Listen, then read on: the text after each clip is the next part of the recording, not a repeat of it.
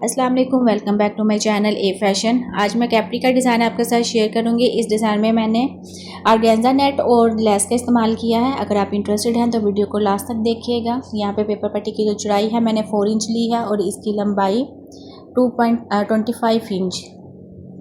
Paper पट्टी को इस तरह से डबल फोल्ड करेंगे, फिर अगेन इसको फोल्ड करेंगे। इस तरह से मैंने इस पेपर पट्टी को 3 दफ़ा फोल्ड किया है और इस तरह से पिनअप करूँगी।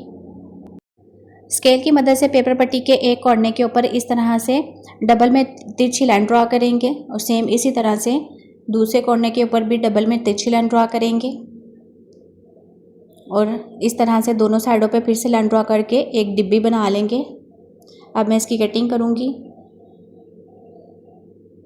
जो मैंने ट्रेसिंग की है सेम इसी के ऊपर इसकी कटिंग करेंगे।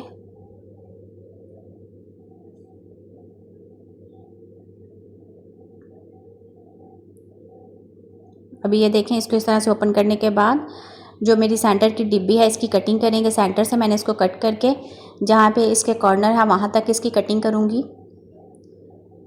तो व्यूअर्स, ये बहुत इजी मेथड है, आप ज़रूर इसको ट्राई करें। इस तरह एक ही कटिंग में आपका जो पैटर्न है वो रेडी हो जाएगा।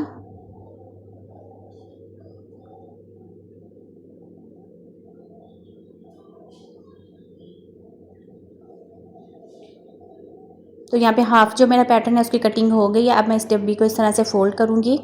इसी मेजरमेंट की डिब्बी को नीचे भी ट्रेस करेंगे और इसकी कटिंग कर लेंगे।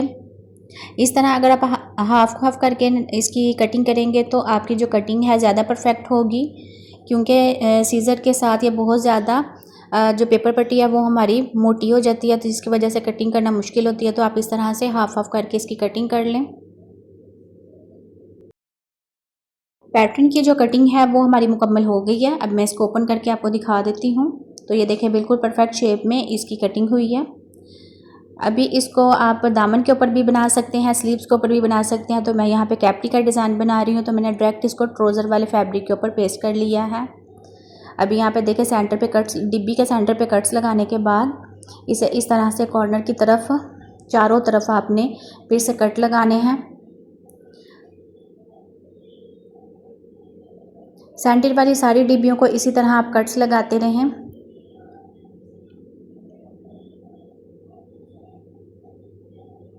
अब यहाँ पे मैं ग्लू स्टिक का यूज़ कर रही हूँ। बॉक्स के जो अंदर मैंने फैब्रिक की कटिंग की हुई थी इसी को इस बाहर वाली साइड के ऊपर इस तरह से फोल्ड कर लेंगे और साथ साथ मैं आयरन करती रहूँगी। इस तरह डिज़ाइन की फिनिशिंग ज़्यादा अच्छे से आती है।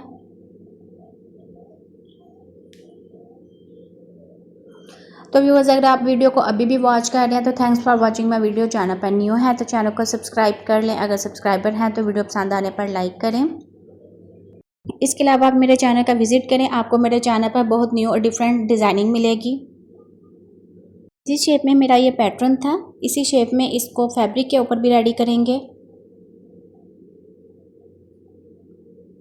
पैटर्न की जो अंदर वाली डिब्बियाँ हैं उनको मैंने रेडी कर लिया है। अब इस तरह से मैंने ऑर्गेन्जा फैब्रिक को नीचे रखने के बाद पिन अप कर रही हूँ और इसे स्टिच कर लूँगी। बाहर वाले जो कट वर्क हैं इनको स्टिच करेंगे।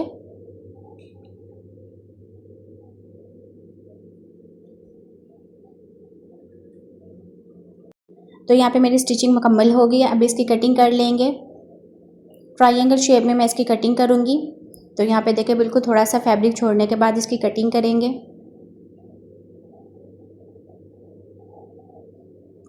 इन ट्रायंगल के सेंटर के ऊपर इस तरह छोटे से कट्स लगाएंगे और जो कॉर्नर है उनको भी थोड़ा कट कर लेंगे ताकि फोल्डिंग में जो ज़्यादा फैब्रिक है वो ट्रायंगल के अंदर ना हो। अभी यहाँ पे देखें, मैंने इसको प्रेस भी कर लिया। ऑर्गेन्जा फैब्रिक की पट्टी को इस तरह से फोल्ड कर लेंगे और एक दफ़ा मैं इसे आयरन करूँगी और फिर मैं इसको स्टिच भी कर लूँगी। तो बिल्कुल किनारे के ऊपर सिलाई लगा रही हूँ। अभी आप पैटर्न की फिनिशिंग देख सकते हैं कि कितनी ज़बरदस्त फिनिशिंग के साथ ये रेडी हुआ है। अब इस तरह से इसकी जो डिब्बियाँ हैं अंदर वाली उसको स्टिच कर लेंगे। स्टिचिंग आपने बहुत एहतियात से करनी है, बिल्कुल किनारे के ऊपर सिलाई लगाएंगे और अच्छी फिनिशिंग के साथ आपने इसको स्टिच करना है। इसके बाद मैं चौड़ी लेस का भी इस्तेमाल करूँगी। किस तरह से करनी है इसके लिए आप वीडियो को लास्ट तक देखिएगा।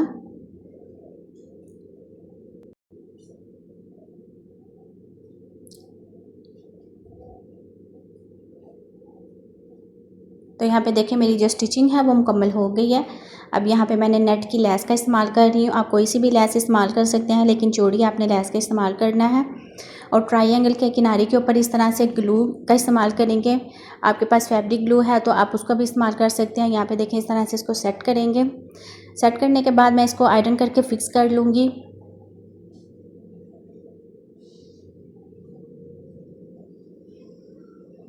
एक्स्ट्रा लेस को मैं इस तरह से कट करने के बाद इस डिज़ाइन को उल्टा करेंगे और जो बाहर वाली साइड पे जहाँ पे आपकी लेस नज़र आ रही है आप इसको भी इसी शेप में कट कर लें।